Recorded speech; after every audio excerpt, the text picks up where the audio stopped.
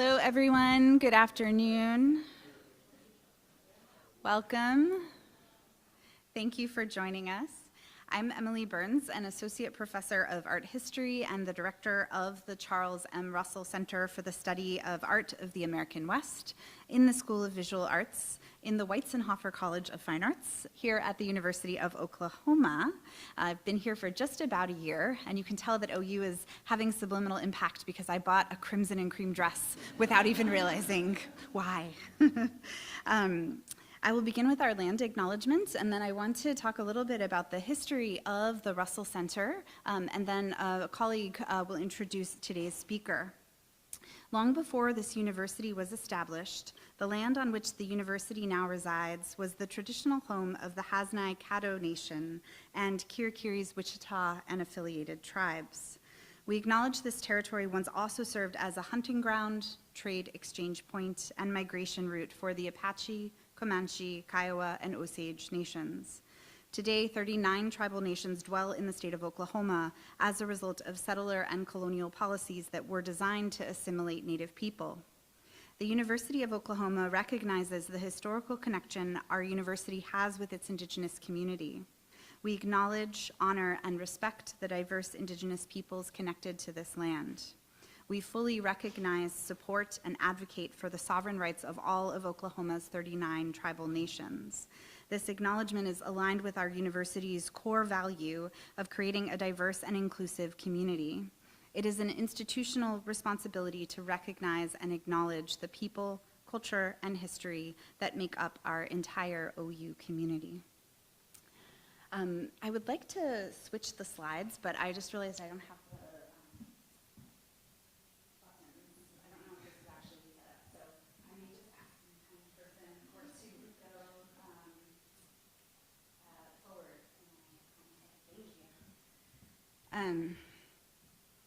Okay, so it's an auspicious year for the Russell Center. It is celebrating its 25th anniversary of its founding. If you'll go forward, please. Through a gift from the estate of Nancy Cooper Russell and matching funds from the University of Oklahoma, the Russell Center was founded in 1998 and opened to the public in 1999 in the university's old faculty club building, which is what remains our home. It is a research center dedicated to the pursuit and dissemination of knowledge about art as it relates to the Western United States. Since its opening, it has been shepherded by directors Peter Hasserick and then Byron Price, who planned symposia and lectures, built a massive archive around painter Charles Russell, as well as dozens of other artists working in the American West during that period and beyond, supported publications in this topic area with a book series at OU Press, constructed a catalog raisonné for Charles Russell, which was the first ever online catalog raisonné for any artist in 2007. It's a long time ago. The center has also facilitated student fellowships on site here through a longstanding Robert and Grace B. Kerr Fellowship since 2005, and at museums such as the Caus Sharp Historic Site in Taos, New Mexico, where graduate students have been fellows in the summer since 2014. We welcome you to come and use our library resources and our writing space anytime from Monday to Friday between 9 and 4. And we also have an American West writing group on Mondays all day, so you're welcome to join for that. We look forward to continued productivity and involvement in key conversations involving the arts of the American West, capaciously defined, in the coming years.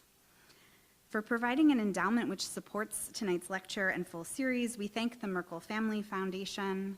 We also thank Dean Holt, SOVA Director Pete Frosley, all of the colleagues in art history in the School of Visual Arts, as well as the Russell Center team, especially Sharon Burchett, my assistant, for managing event logistics, our Kerr Fellow, Megan Evans, our graduate student, Morgan Ross, who will be watching our live stream today to capture any comments or questions that come through, and undergraduate student, Taylor Underwood. We're also grateful to our Russell Center Friends Group for supporting our activities. We have our member Joe Crosby here today, and we also wanted to acknowledge with sadness the passing in recent months of two Russell Center supporters from our Friends Group, Jim Davis and Bill Kerr. Their support and generosity are deeply felt here, and their absence will be felt as well. If you could go forward again, please.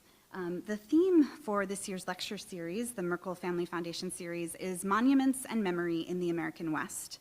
And we'll have 4 talks over this academic year, including practicing artists and art historians, sharing work related to key questions central to public discourse about memory and shared built environment spaces. How have monuments and memorials historically and today operated to tell stories about the American West? Whose memory is designed through art? What are the spaces to resist or build counter memories? We thank you so much for joining us, and we look forward to extended discussion after the talk, so please build up some questions and comments. And for those of you on the live stream, please post any questions or comments on the feed through the talk, and Morgan will pass them on to us in the room. To introduce our first speaker in this year's series, if you'll go forward one more time, I invite to the podium my colleague, Dr. Robert Bailey, Associate Professor of Art History and Assistant Director of the School of Visual Arts. Thanks, Robert.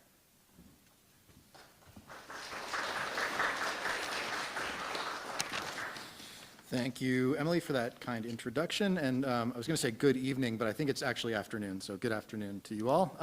If I look familiar and you can't place me, it's because a couple of years ago I was the interim director of the Russell Center for a year while we searched for and were lucky to find Dr. Emily Burns. So I'm the interim director emeritus. Anyhow, I'd like to thank Dr. Burns for bestowing on me the privilege of introducing tonight's speaker, Kirk Savage, who is a preeminent scholar of monuments and memory, whose work pursues social justice by focusing keen eyes on how art shapes public life in this country. I've known Kirk for more than 20 years as a mentor, colleague, and friend with a true commitment to art history and to art historians, me fortunately among them. We first met when I was a scrawny undergraduate at the University of Pittsburgh. After I stuck around to pursue graduate work there, he was a key member of my doctoral thesis committee, and when the time came, he helped me get my act together and find gainful employment. So there's no overstating my gratitude to him for all of that. Kirk, I wouldn't be standing here without you, so my deepest thanks. To illustrate the dedication I'm talking about, I've snuck a slide into the PowerPoint for tonight. It's a photo from about 250,000 years ago that was taken for a University of Pittsburgh publication about graduate student teachers. Do not let the lack of gray hair in this fool you. That is my friend Julia Finch and I looking over Kirk's shoulder as he turns the pages of Michael Baxendall's book, The Limewood Sculptors of Renaissance Germany. Kirk introduced me to Baxendall and his work when he learned that I was interested in art's relationship to language. He thought I would enjoy it, and he was extremely right. He knew that, though, because he knew what he was talking about because Baxendall was on the faculty when Kirk was a graduate student at Berkeley, and unfortunately, despite my best efforts, I've been unable to source a photo of Kirk wearing a hideous flannel shirt while peering over Baxendall's shoulder at one of Ernst Gombrich's books. But regardless, the circle has been completed because these days I recommend Kirk Savage's books to my graduate students here at OU. So a word about those books and about Kirk's scholarship. Kirk Savage is the William S. Dietrich II Professor in the Department of History of Art and Architecture at the University of Pittsburgh. He's the author of Standing Soldiers, Kneeling Slaves, Race, War, and Monument in 19th Century America, which first appeared in 1997 with Princeton University Press and won the 1998 John Hope Franklin Publication Prize from the American Studies Association for the best book published in American Studies. A second edition of that book appeared in 2018, which is a testament to its enduring relevance and importance amid ongoing efforts to remove Confederate and colonial monuments throughout the United States. Dr. Savage is also the author of Monument Wars, Washington, D.C., the National Mall, and the Transformation of the Memorial Landscape, which appeared in 2009 with the University of California Press. This is the book on the National Mall and how it became a space where America remembers itself. It won the 2012 J.B. Jackson Prize from the Foundation for Landscape Studies and the 2010 Charles C. Eldridge Prize from the Smithsonian American Art Museum. More recently, Dr. Savage is the editor of The Civil War in Art and Memory, published in 2016 by the National Gallery and Yale University Press. That book won the 2017 Henry Russell Hitchcock Award from the Victorian Society in America. In recognition of all of his work, Kirk was elected to the American Academy of Arts and Sciences in 2021. His current project, from which we're going to hear tonight, involves a turn in his research toward Native American studies that intrigues me very much. So without further delay, please join me in welcoming Kirk Savage.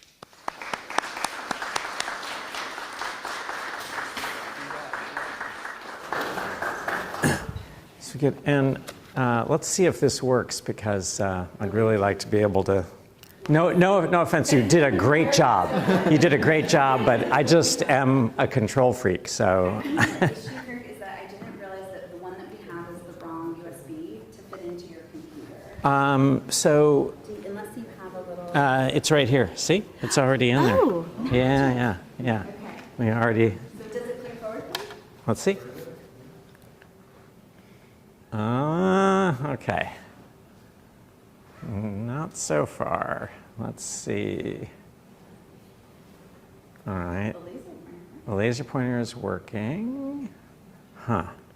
I wonder if you take it out and put it back in again, maybe it'll. Yeah. Oh. No, that's fine. We'll do it.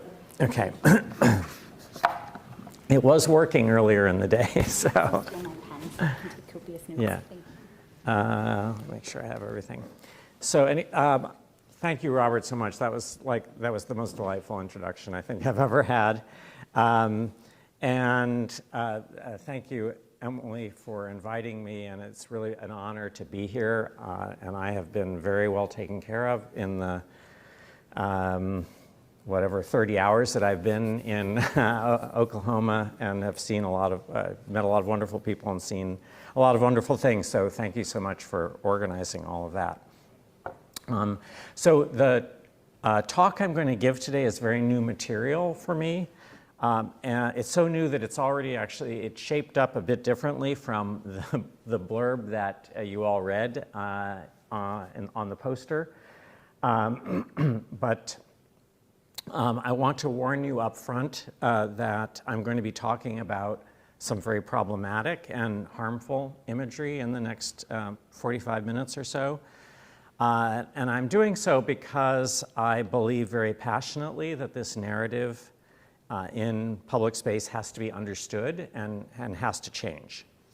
I'll be very interested in hearing your thoughts and comments because in many ways I know that a number of you know more about some of this material than I do.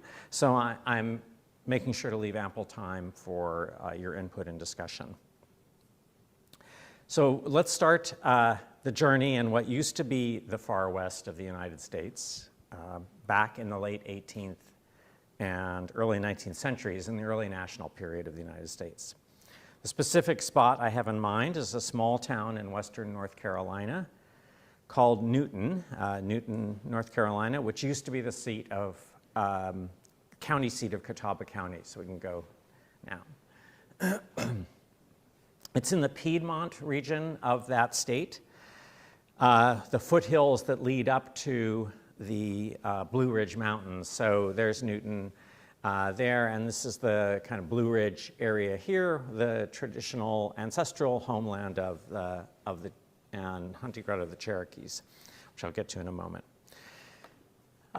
Historically, this land, the land where Newton is, belonged to the Catawba people. Spanish troops encountered them in the late 16th century and built a fort about 40 miles west of Newton, and that's right here, and that's actually still, it's an excavation site now, an archaeological site. By the early to mid 18th century, though, Cherokees from the Blue Ridge had extended their hunting range into the area and had become the more dominant native force, just as white settlers from the east were starting to reach it. So you can go ahead one more. In front of the old courthouse in Newton is a Confederate soldier monument. If you have been to North Carolina, you won't be surprised because almost every single courthouse town in the state has a Confederate monument.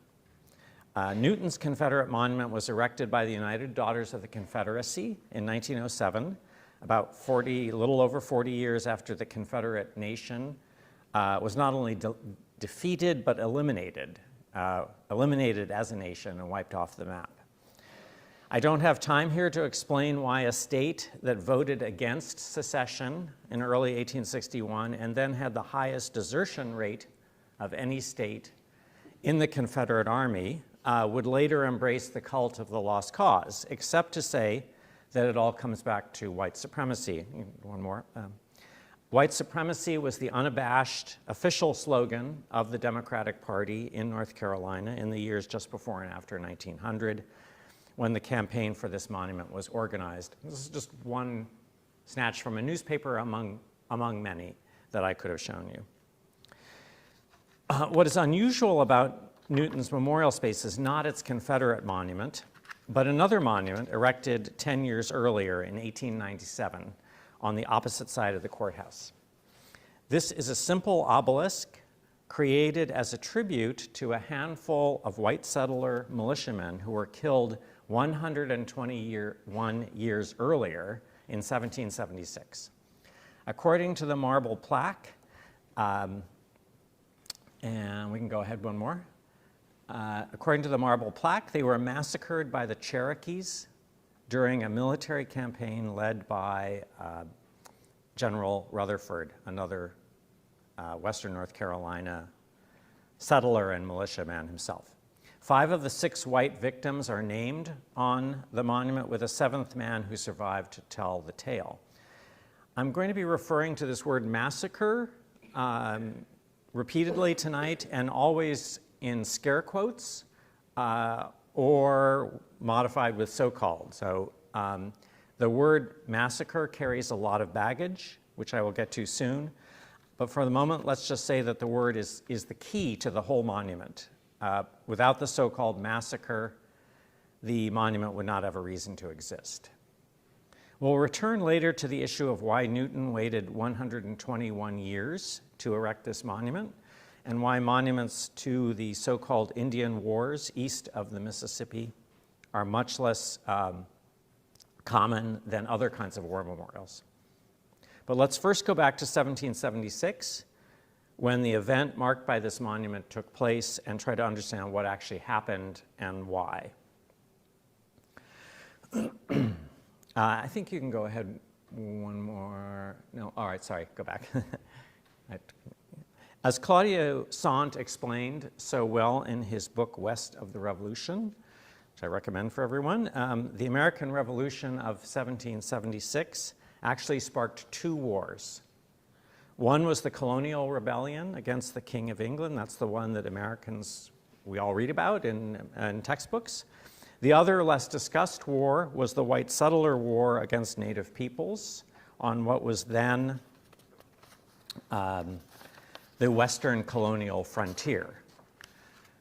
Now you can go ahead. When Thomas Jefferson was in Philadelphia in the summer of 1776, writing the Declaration of Independence, the Cherokees were on the attack across the colonial frontier from Virginia to the Carolinas to Georgia in an effort to restore the boundaries of their territory, which had been negotiated in the previous decade, in the 1760s, but had been flagrantly violated by white settler colonists constantly pushing west into Cherokee territory.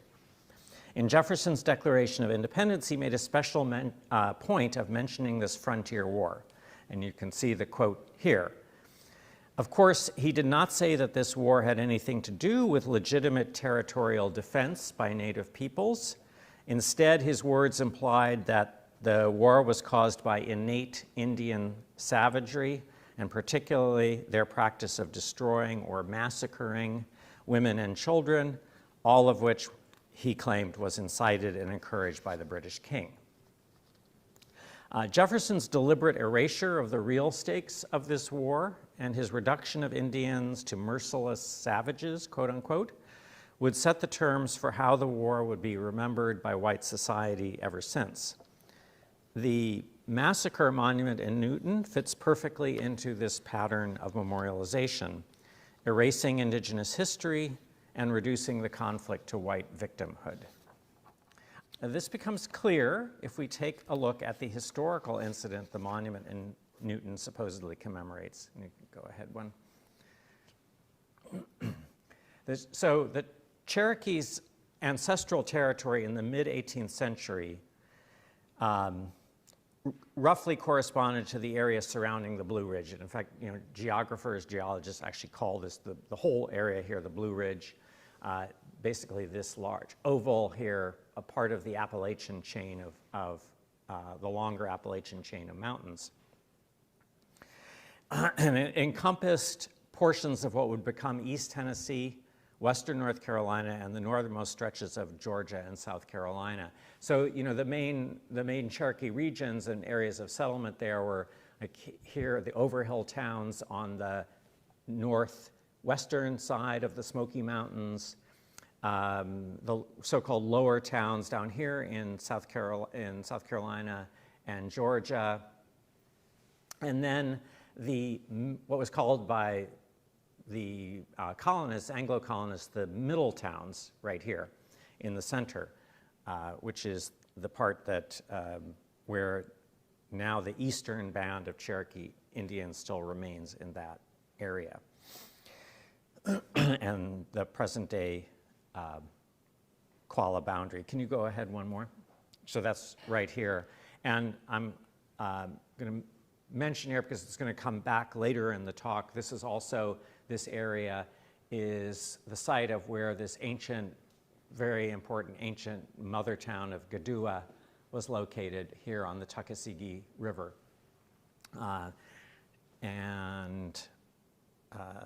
As I say, we'll get back to that and why that's significant.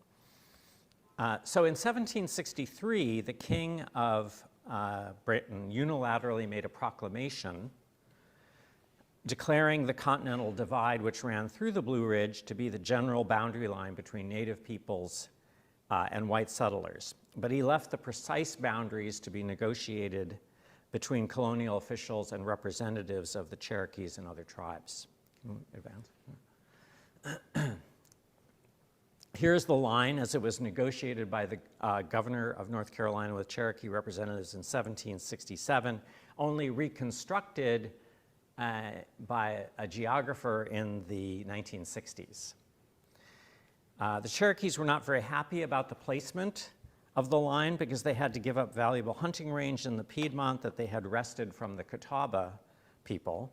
But in exchange for that concession, they got firm assurances from the colony of North Carolina that this new line would be permanent and would protect the territory remaining to them. Of course, we all know how that turned out. Can you advance one more? As George Washington cynically predicted that same year, the line would soon be crossed as white settlers continued to push westward. And I should mention that this comes from a letter that he was writing to a fellow land speculator. And basically he was saying, buy your land now. We know the line's going to fall, so go ahead and buy your land before other white speculators can get in ahead of you. Right? That was the point of the letter. By 1776, white settlers had indeed perforated the line in the North Carolina Piedmont. The battle commemorated in the 1897 monument to Newton took place here. Can you advance one more? Took place here in across the line on the west side of the line in Cherokee territory. Right, so in fact, all the battles between whites and Cherokees that I've been able to document at this period of time in the summer of 1776 in the Piedmont area of North Carolina, they all took place on the headwaters of the Catawba River west of the boundary line, inside Cherokee territory. But I guarantee you, can you go forward one more? And here are some of the places that I've been able to document where battles took place. And as you can see, this is from going back and looking at white documents that describe what happened, okay? And they're all on the west side of the boundary line. But I guarantee that if you read any history of this warfare in 1776, whether by professional historians or by local amateur historians, you will see no mention of the 1767 boundary line, much less any discussion of its significance. So this to me was incredibly bizarre that here I am coming back, this is not my area. I'm an art historian, and I'm having to reconstruct this boundary line and where these battles took place. Because, it was just not even conceived to be significant. And that tells you a lot about the politics of this history. So just as the white settlers erased the boundary line on the ground, historians ever since have compounded this erasure. The battle that took the lives of Newton's militiamen happened here on Steele's Creek. Not on Johns River, as is mentioned in the monument, but nearby. Amazingly, I found the battle site by chance, mentioned in a land claim made just a year and a half after the event. So we can go ahead one more time. And this is from the land entries that are recorded and preserved from Burke County, North Carolina. By the way, if you're doing research in, I don't know if it works the same way in Oklahoma, but if you're doing research in places like North Carolina, land entries, which were the initial land claims made by white settlers, they are a gold mine of information about all kinds of things, including indigenous people, because sometimes indigenous names are recorded in these land entries and other kinds of information. And this just was like a freak thing that I found on the internet, and then I went back and actually confirmed it in the records.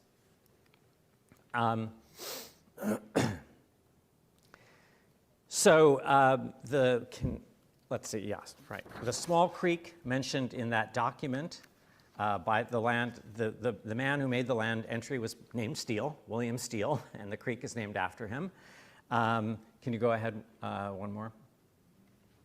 And here is a map of what that area looks like, from an aerial view with the terrain.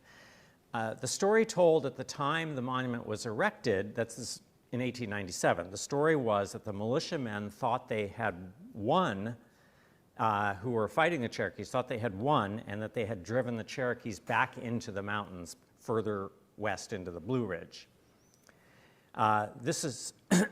They were, quote unquote, leisurely returning back to their fort when they walked into an ambush and all but one of them were killed. This is exactly what Cherokee warriors did so effectively, and other native peoples. They would evade their enemy and appear to retreat only to circle back and surprise them in an ambush.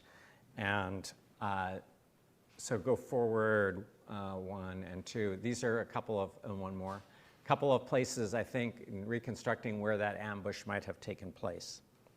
And these kind of pinch points between hills where an ambush could have been set up. We have no record of this battle or any others in that area from a Cherokee perspective.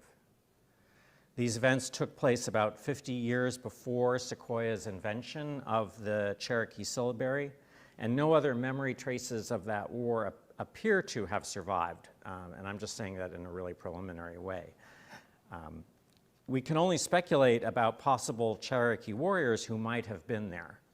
We do know from various sources that the headman Yonah Ekwa, or Big Bear, led Cherokee forces in that same area along the headwaters of the Catawba River. He was a legendary figure from a Cherokee town that was just downriver from that one I showed you from Gadua.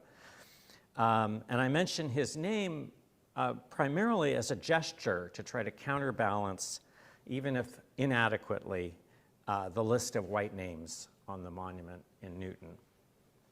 So how did this military action that took place inside Cherokee territory become a quote-unquote massacre in white memory? If you look at the dictionary definitions of the word massacre, it tends to mean indiscriminate slaughter, typically of a large number of people. This is what Jefferson was suggesting in that passage in the Declaration of Independence. In this case, however, only a half a dozen men died. And there was nothing indiscriminate about their deaths. They were all invaders and legitimate military targets. And you can go ahead one more, just blank slide, yeah. The transformation of this event into a massacre is part and parcel of how white settler colonialism commemorated itself. The machinery of settler colonialism erased boundary lines settled by treaty, erased the valid claims of Native peoples, erased the very idea of Native resistance, and replaced it with a mythology of white resistance and white martyrdom in the face of Native savagery. The concept of the massacre was pivotal in this process of transformation.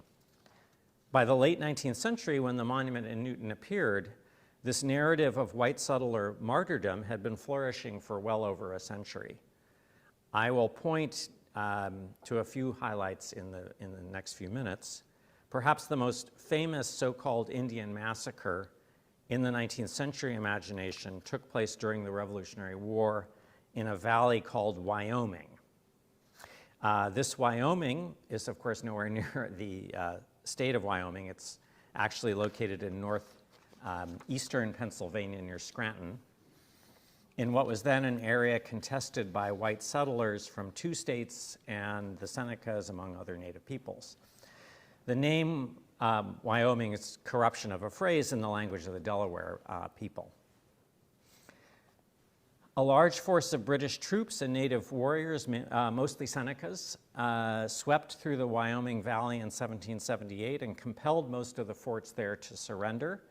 But one of the garrisons, to its great misfortune, decided to go out and make a stand. In the process, several hundred revolutionary troops walked once again into a cleverly designed ambush. This time, though, it wasn't just a handful of men, as in the Piedmont of North Carolina, but about 250 who died, while the combined British native force lost less than 10. It was one of the most lopsided, it still remains and is famous as one of the most lopsided defeats in US military history. But soon after it happened, fabricated stories of Indian savagery began to circulate and take on a life of their own. It is true that most of the victims, the settler victims, were scalped, but this was common practice on both sides in that war, and not enough to make this incident stand apart from others. Instead, the stories that emerged soon after the event told of marauding Indians spreading fire and murder throughout the Wyoming Valley, targeting everyone, including women and children. While these stories started as useful propaganda against the British and their native allies, they would transform over time into an enduring myth. And you can move ahead one. In the early 1830s, a locally organized effort in Wyoming, PA, managed to create a large 50-foot obelisk over the partial remains of the dead. Their slogan, as you can see at the bottom, was "Martyrs whose murder aroused the civilized world." The soldiers themselves had now become murder victims rather than just defeated soldiers. They'd become murder victims and martyrs, even though they chose to go into battle and face the consequences. Remarkably, this monument has remained active in public memory ever since.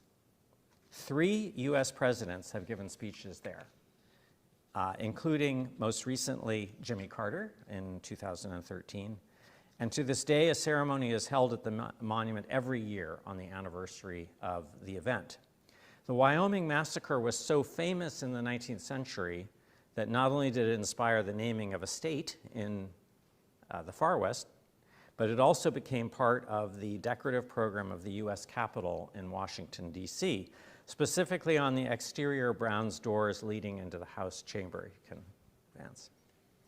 These were designed by the well-known sculptor Thomas Crawford in the 1850s, but they weren't actually completed and installed until 1905.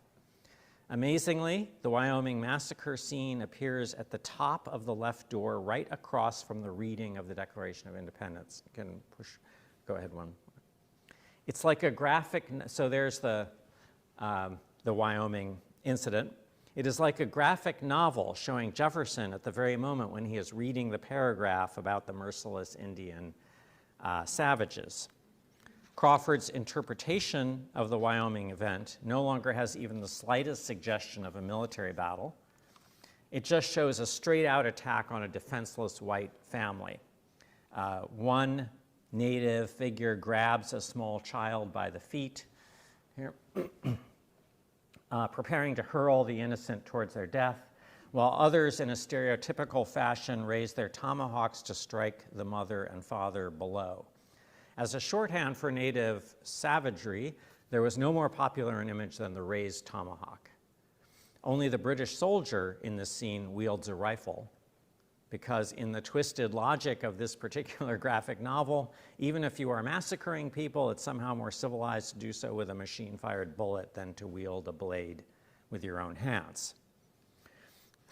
This image of the raised tomahawk had already appeared at the Capitol in a prominent sculptural group at the main entrance, one of two infamous sculptures at the top of the Capitol steps. And you can go one more too. In the 19th century, most visitors to the Capitol passed in between these two complementary representations of settler colonialism. So, this is the east side of the Capitol building, not the mall side, but the other side. And it's the main entrance to the rotunda. You can't get in that way anymore. There's a whole security entrance now, but this is the way people would have entered the building at this time in the 19th century. And and these two sculptures also quite literally framed major events, among them the inauguration of numerous presidents, including here, this is the inauguration of Abraham Lincoln. Over 30 years ago, the art historian Vivian Freed first drew attention to these highly problematical works, initially conceived during the height of Indian removal in the 1830s. Can you go ahead one? They frame settler colonialism as a triumph of white civilization, which proceeded without recourse to violence or aggression of any kind. Columbus only has to step onto the continent and raise his globe to get the native woman to cower beneath him, while the white guy in Rescue, who's dressed like a Renaissance humanist without any weapon in his hands at all, miraculously restrains the savage Indian with his tomahawk raised just as he is about to massacre a white woman and baby. In both cases, the savages look up in awe at their peaceful, non-threatening civilizers. If you're wondering, I've been to the Capitol, I've never seen these. They were removed. When we talk about monument removal, it didn't start in 2017 or 2020. These were removed in 1958. All right. And they kind of came down quietly during the Eisenhower administration. They were doing a project to renovate the steps of the Capitol. And they had been getting a lot of complaints from native visitors, particularly leaders who had to come to the Capitol to do business there and had to go by these statues. And so they just quietly took them down and put them in storage, and they have never been seen since. And one of them reportedly was destroyed when it fell from a crane. So keep in mind, though, that these strange monumental groups were planned and designed in the mid to late 1830s in the wake of Andrew Jackson's Indian Removal Act. At that very moment that they were being designed, the U.S. was engaged in a massive systematic expulsion of native peoples from their homelands east of the Mississippi. Many of these peoples, of course, would end up here in Oklahoma after deadly cross-continental journeys. With the major exception of the Seminoles in Florida, most of these peoples chose not to engage in armed resistance to the removal operation, and they certainly weren't massacring white settlers. The sculptors who designed these two groups therefore faced a paradox. They had to represent the American project of settler colonialism as benign at just the moment when the ugly reality of that project was revealing itself and starting to shock even some white Americans. For example, at that time, federal soldiers and local militia were hunting Creek or Muskogee fugitives in the mountains of western North Carolina, and whole towns of Cherokees were being rounded up and put in deadly internment camps. In this context, these two sculptural groups look even more ridiculously obscene. You can almost see the artist Horatio Greenough on the right tying himself into knots, trying to solve this contradiction. He does so by falling back on the old story of native savagery, but he completes the story in a new way by turning it into an allegory of rescue. The weird figure of the white humanist not only rescues settler colonialism, but he rescues the Indian himself from his own savagery. Ultimately, the rescue group tells a story of national achievement rather than white victimhood. But both of these stories, the story of conquest, as suggested by Columbus, the story of victimhood, they both need the other. They are two sides of the same coin. Together, the Columbus and rescue groups were meant to reassure white Americans that the nation's westward expansion was not just a military victory, but a moral victory, a moral achievement by a benevolent white nation taking pity on these violent backward peoples. And can you do one more? So now let me pause for a moment. The representations I've been talking about, in fact, I'm going to pause and take some water. So a true pause.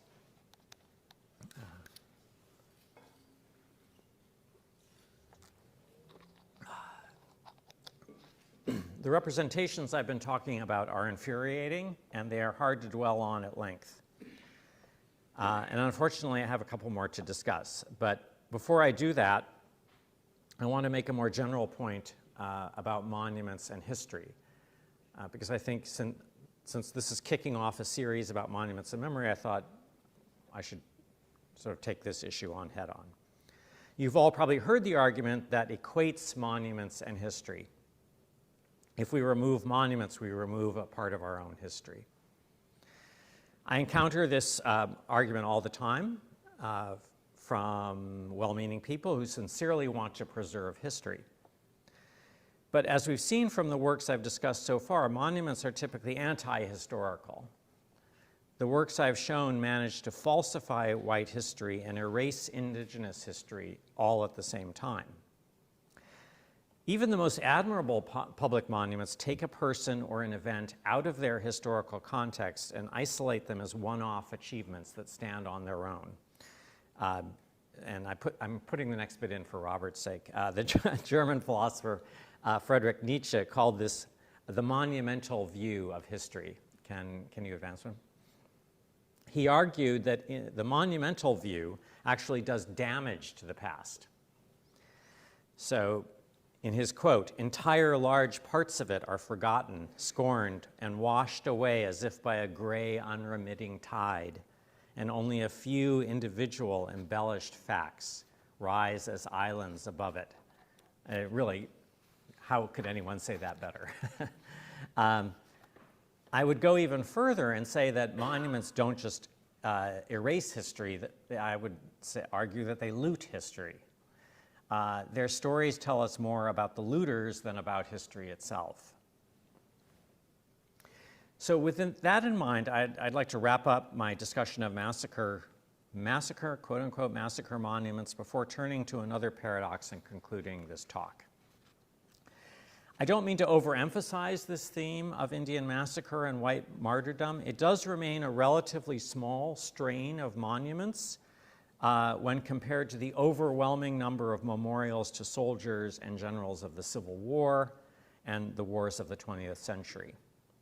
Nevertheless, it is important to point out that some of these massacre monuments still remain significant in mainstream white memory, even today, especially when they are connected to a local white origin story, as in Newton, North Carolina, or Wyoming, PA, or Dade County, Florida, named after the U.S. Army officer Francis Dade, whose force of 100 men was wiped out in a Seminole ambush in 1835 that became famous as the Dade Massacre. That's another rabbit hole I've been down. I've actually done quite a lot of research on a Dade monument at West Point. I'm happy to talk about it in Q&A if anyone is interested. But instead, I'd like to take my final example of this genre from a very prominent monument in Chicago, Illinois. There, the so-called Fort Dearborn massacre looms large as the origin story in the city's history. It was a battle that took place in 1812 between the local Potawatomi and white soldiers and settlers who were evacuating this fort, Fort Dearborn. Can you go to the slide? 2 major monuments were erected much later to commemorate this event. The first one featuring the iconic raised tomahawk. This one has been removed. It was removed in the 1990s. But a later and much more prominent monumental treatment still stands on the city's Michigan Avenue Bridge, the major bridge downtown, impossible to miss. Can you go ahead? The immense sculptural group by the artist Henry Herring is weird and misleading in every way. The native peoples look defeated and overawed in this encounter, kind of reminiscent of the U.S. Capitol Rescue Group. You have to read the fine print below to realize that the Potawatomi people were not the losers, but actually the victors in this battle. Up above floats this somber figure of a winged angel, the sculptor's only hint here that this is a story of martyrdom.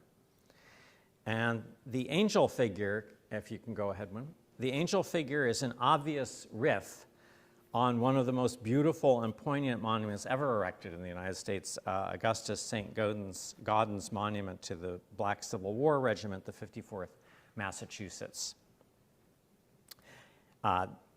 Herring was a longtime studio assistant of St. Gaudens, so he knew his work and obviously knew this motif very, very well. So we've come a long way from the modest vernacular monument in the small rural town of Newton to a full-blown work of self-consciously high sculpture in an urban metropolis vying for recognition. This demonstrates the broad appeal of the massacre theme across disparate white audiences. We can get another measure of this broad appeal by looking at historical markers. Can you go ahead, madam? I've identified about 20 relevant markers east of the Mississippi, erected across the entire span of the 20th century. This is just a sample of 4 of them. And I should mention here that when I went through this database, this is actually from the Monument Lab database of monuments and markers in the United States that was done for their national monument audit about 2 years ago.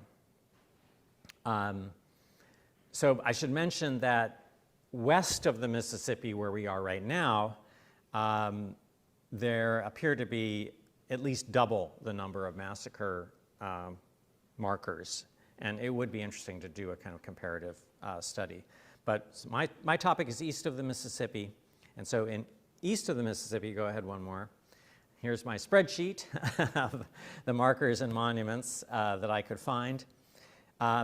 East of the Mississippi, the median interval between the date of the event and the date of the marker is over 160 years, while the same interval for conventional monuments is 102 years. I don't know exactly why a small group in Newton decided at the end of the 19th century to build their own massacre monument, but the time lag in that case of 121 years turns out to be fairly typical.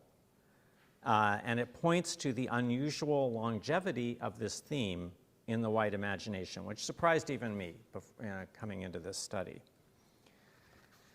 So while so far I've been focusing on the theme of white victimhood and martyrdom, I'd like to turn briefly to the more ordinary foot soldiers of settler colonialism who carried out its military advance without becoming martyrs to it. Can you go ahead one more?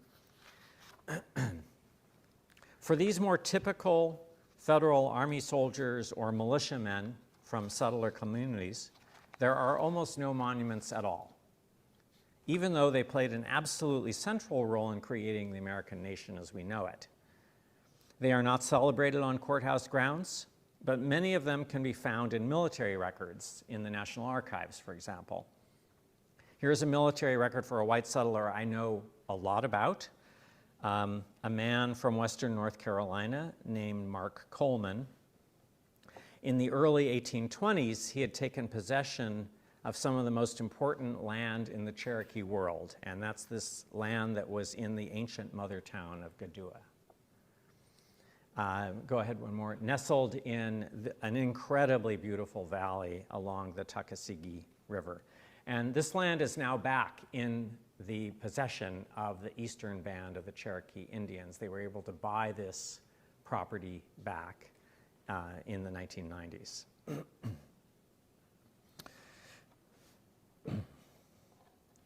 So in the process of taking this land, Coleman displaced the headman of Gadua, a visionary Cherokee chief named Yonaguska, or Drowning Bear, who is a central figure in a book that my wife and I are writing about the Cherokees of western North Carolina, which we can also talk about more in Q&A. The premise of this book is that my wife is an ancestor of a white man who was adopted by the Cherokees at the instigation of this chief, Yonaguska, was adopted in the tribe when he was a boy and became the agent of the Cherokees who would eventually become the Eastern Band. He bought all their land, essentially became their land trustee. And anyway, it's a very long, interesting, and complicated story that I can talk about later if you would like. So, and my wife, Elizabeth Thomas, is really the lead in this project, and I consider myself sort of the glorified research assistant.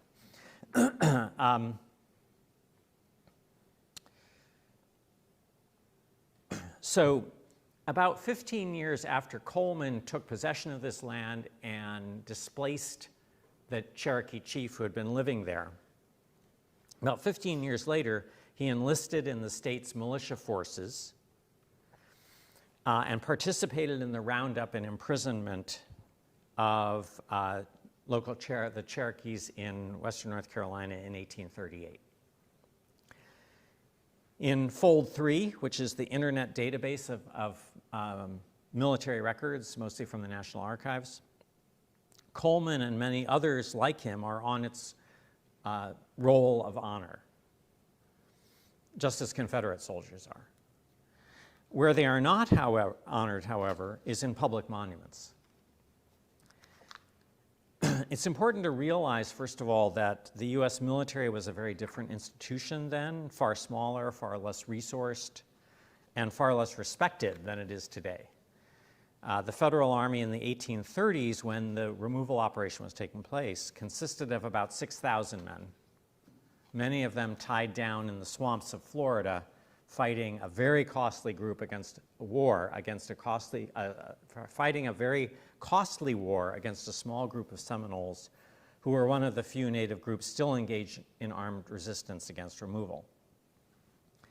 To carry out President Jackson's removal policy, the Army was tasked with expelling the Creeks, the Cherokees, and many other native peoples who were nonviolently resisting removal by hiding out or simply refusing to leave.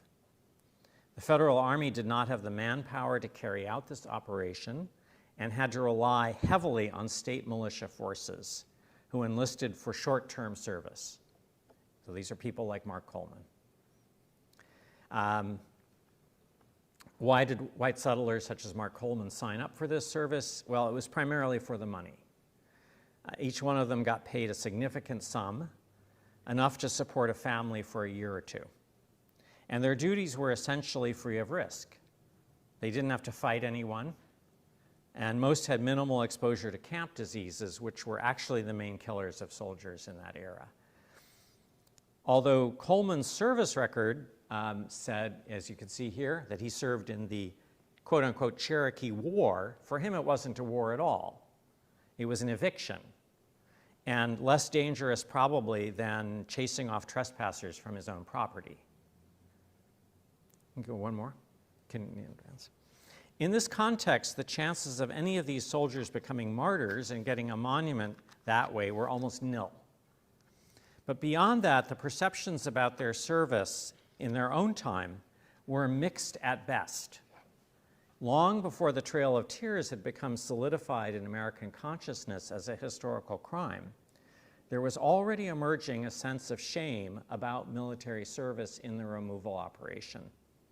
As early as 1836, for example, a high-ranking officer in the Tennessee militia resigned from the Cherokee removal operation and wrote a blistering letter to his fellow troops, calling it a, quote, loathsome service, unquote, and declaring that he would, quote, never dishonor the Tennessee arms in a servile service by aiding to carry into execution at the point of a bayonet a treaty made by a lean majority against the will and authority of the Cherokee people. When settlers in western North Carolina started agitating in 1837 to form their own militia companies, again primarily for the money that they could get, the governor of the state ridiculed them.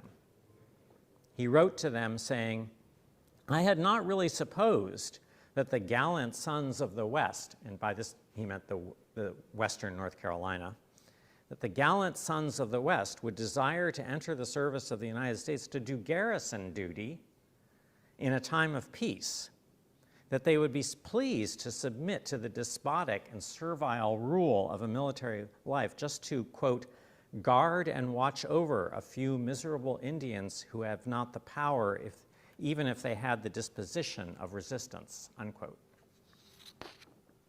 Eventually, the governor gave in when the U.S. Army's commanders directly asked him to raise militia companies to help carry out the massive roundup operation they were planning in the mountains of North Carolina.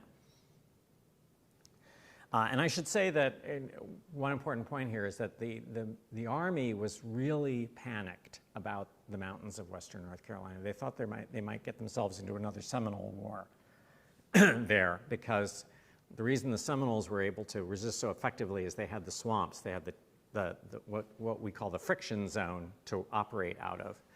And similarly, the Cherokees had the mountains of North Carolina where a big lumbering army had almost no chance to operate effectively there.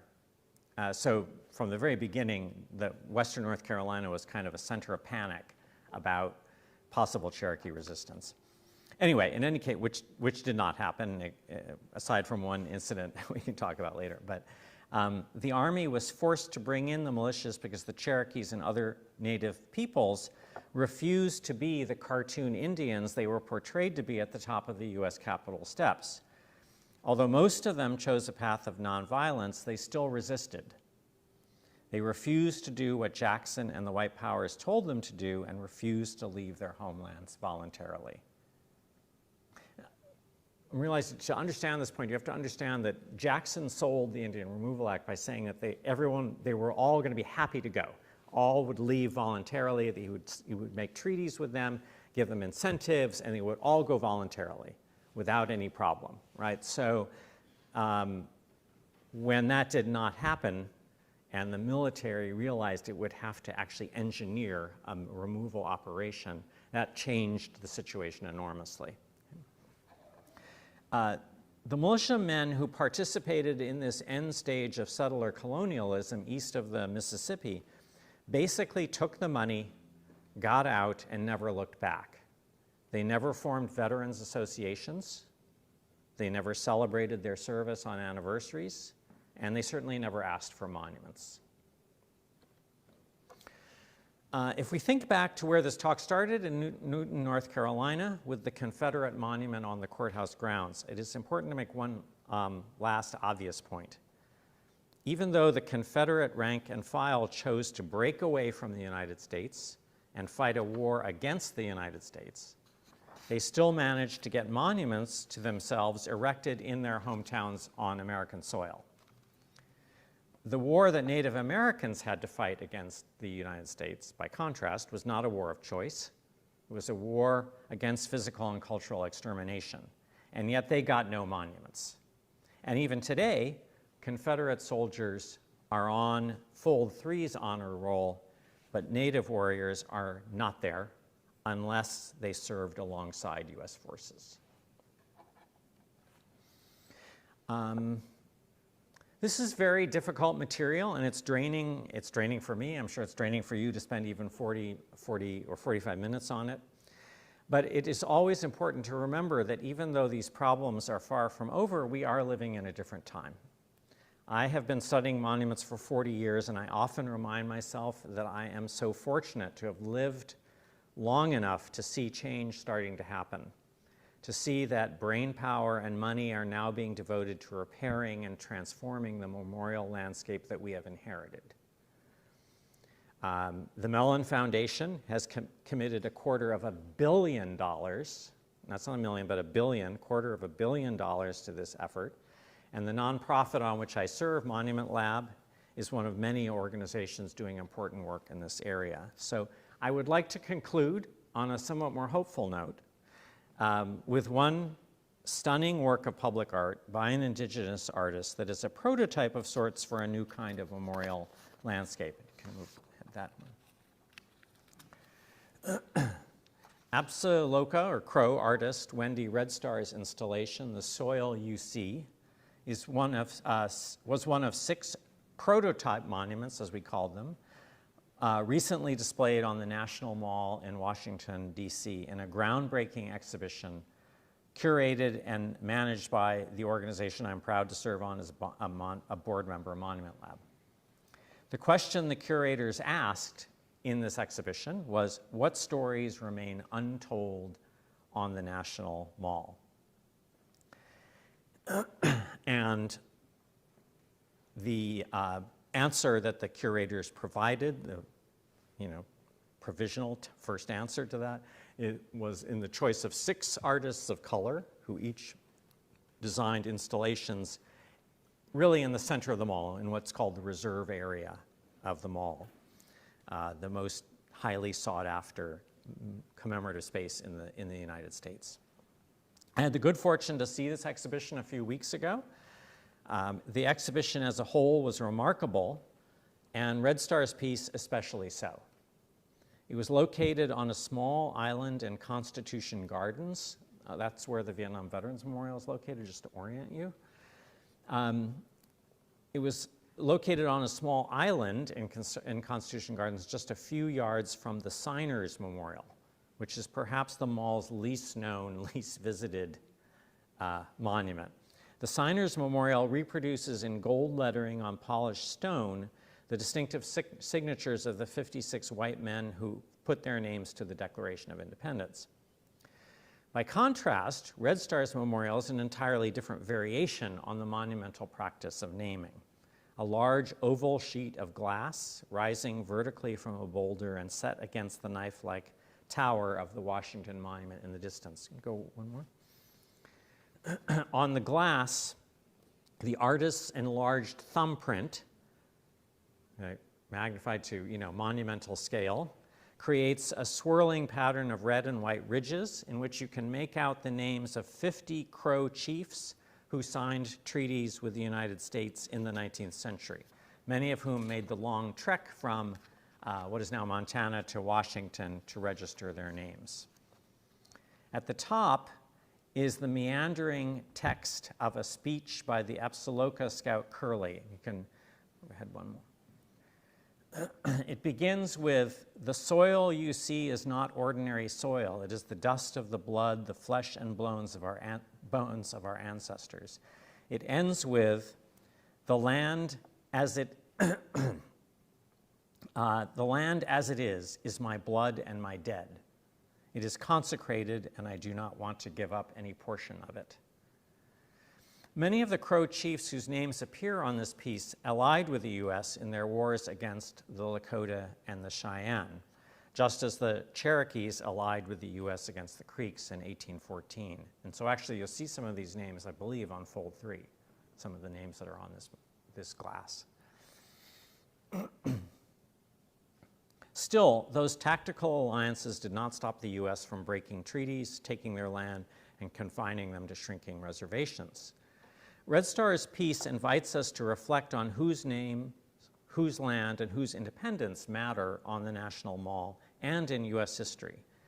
And it stands as a challenge and a corrective to that memorial landscape, a temporary gesture, admittedly, but one that holds out hope for new ways of thinking and new ways of honoring. Go ahead, one more. This is, I believe, my last slide, yeah. Happened when I was there. An indigenous family with a nun visited the installation. Deliberately fragile rather than impregnable, its artistry captivated viewers on the mall and won praise across partisan lines. If we are going to heal the wounds inflicted by our inherited memorial landscape, then art, I believe, still holds a magical power to take us there. So thanks very much for your attention, and I'm eager to hear your thoughts and extend the conversation.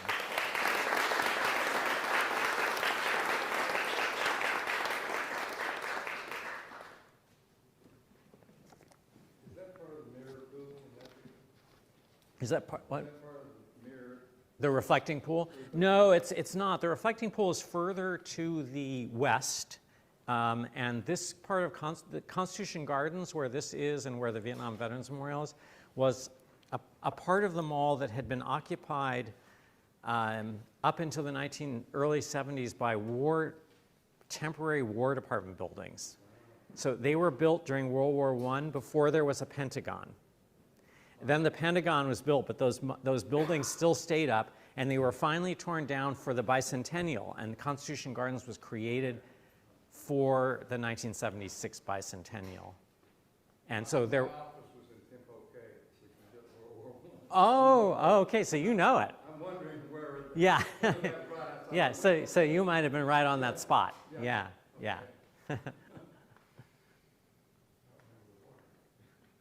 Now, of course, there was no water, so they created the water feature, and the entire landscape is man-made there. Yeah. Yes? So thank you for bringing Wendy's work into this discussion about monuments. I'm just wondering if there's any thought about Wendy being an absolute artist and the relationship that the absolute historically have with the United States. I wonder if this is like part of a continuation of her like settling innocence and using her work as an indigenous monument. Are you aware of other monuments by folks who have not historically been allied with the United States that run contrary and specifically to the works that you're looking at, monuments that you're looking at in North Carolina and Tennessee? I am not. I'm not aware of any. And I'm so glad that you raised that point. I think it's super interesting, and I can tell you as a board member of Monument Lab and as a curatorial advisor, these were not issues that entered into our discussions in any way, but that interpretation, is, of course, I think your is very interesting and important. Obviously it matters that we have a monument with the names of people who were allied with the U.S. forces in the Indian Wars west of the Mississippi. And, in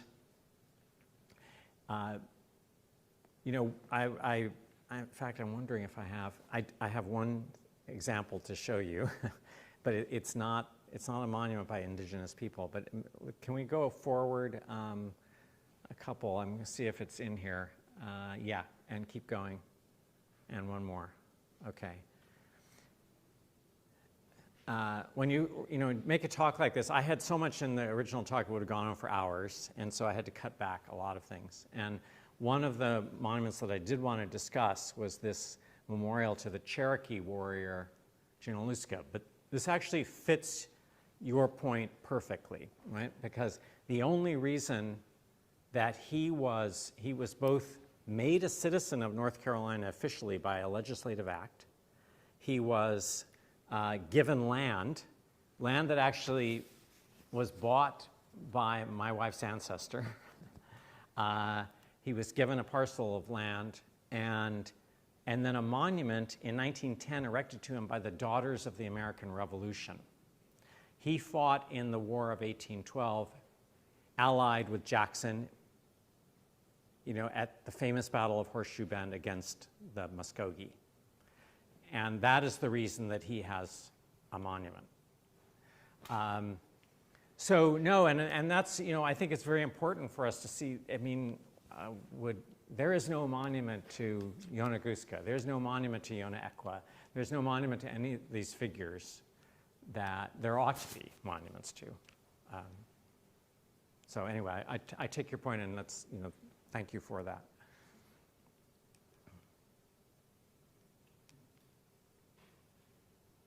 I have a question. Yes. It's on a different thread, but you discussed briefly this kind of like sensationalization of the events that happened in between when they actually occurred and the monuments were erected.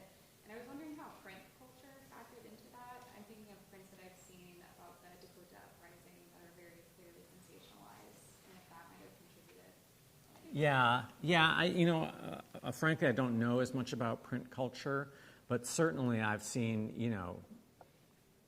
I've seen images like that, and they continue up into well into the late 19th century, and I think they must have played a very important part in promulgating stereotypes like the raised tomahawk. So that was not invented by sculptors or monumental artists. That was presumably a motif that comes out of print culture, that then becomes so familiar that it's adopted.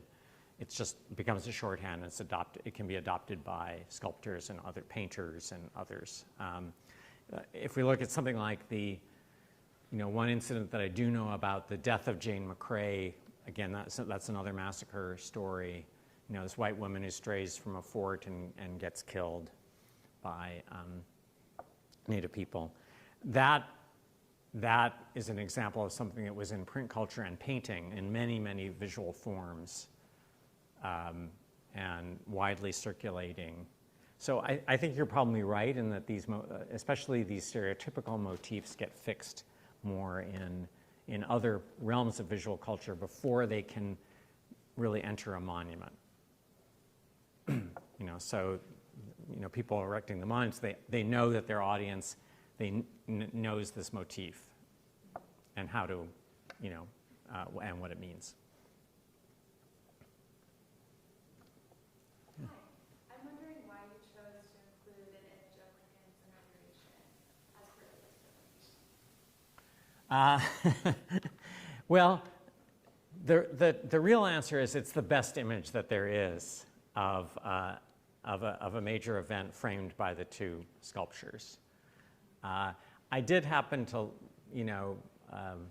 the fact that, Lincoln's role in the Dakota War was, something that was in the back of my mind. I don't know how many of you know this, but Lincoln, during Lincoln's administration, he was personally responsible also for the decision to go ahead with the largest mass execution in U.S. history, which was an execution of 38 Dakota men from the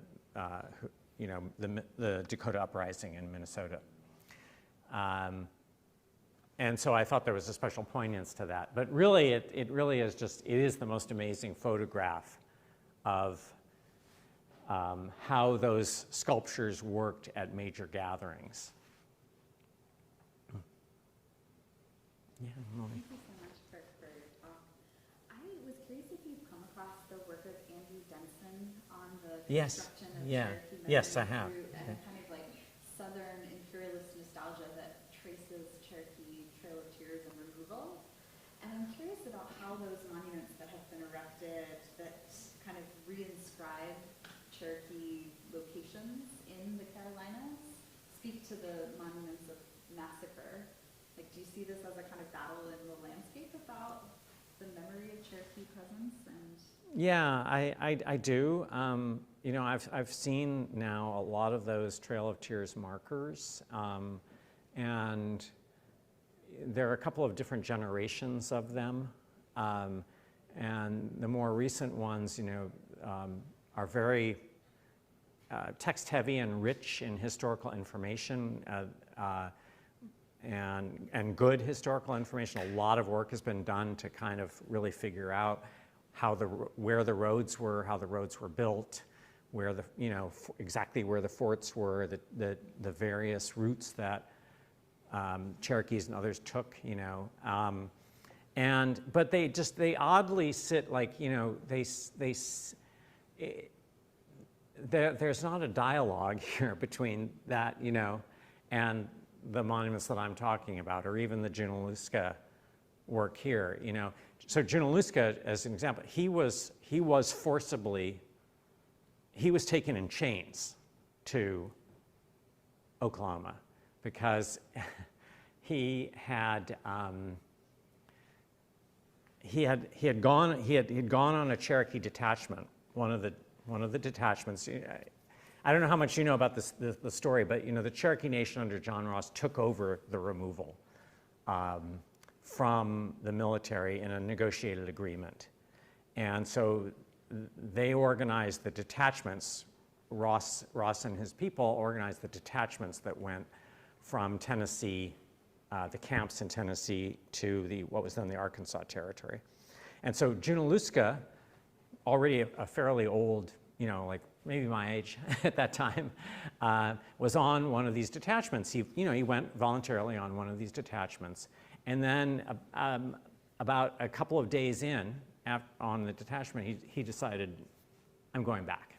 And he took about 50 Cherokee people with him from his area in western North Carolina. And they left the detachment, and they were hunted by the military. The Army did not want anybody escaping from those detachments because for them, the PR of that was totally unacceptable. So he left, he was hunted down, and he was captured. Some of the people with him were able to escape. But this is one of several groups that actually escaped from detachments and ended up with the people that my wife and I are writing about. They are some of the refugees that stayed in western North Carolina, escaped from these detachments. So Junaluska, however, was captured, and he was imprisoned. So he was literally in irons, and he was put on the very last detachment, John Ross's detachment, I think under military guard, and taken to Oklahoma. And then about 2 years later, he walked back to North Carolina. And he lived the rest of his life in western North Carolina. So he's an amazing figure. But this is the monument that we have to him, right? It says nothing. It said originally nothing about that. And it's only later, I put this site here, it's only later when the Eastern Band took over this site that they began to reinterpret it and tell the story of this resistance to removal. Did I answer your question? I may have lost track of where your question went. No, So.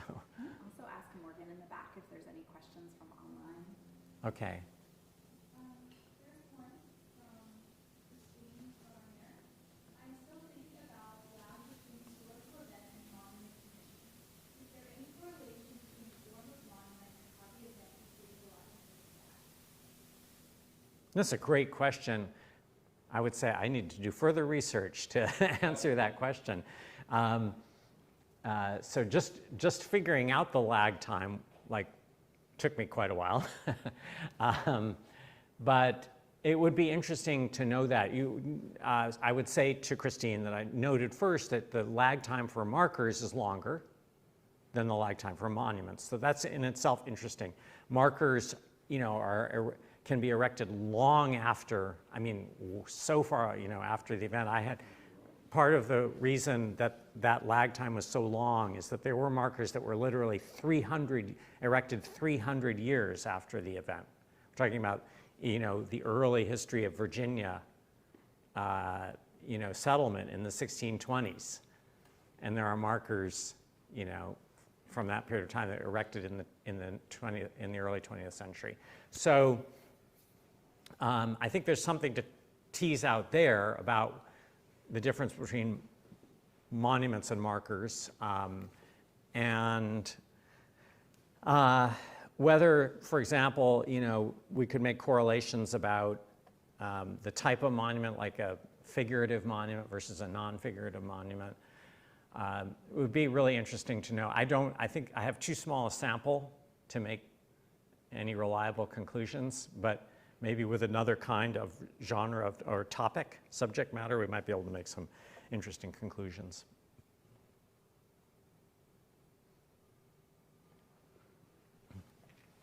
Any final questions? All right, thank you.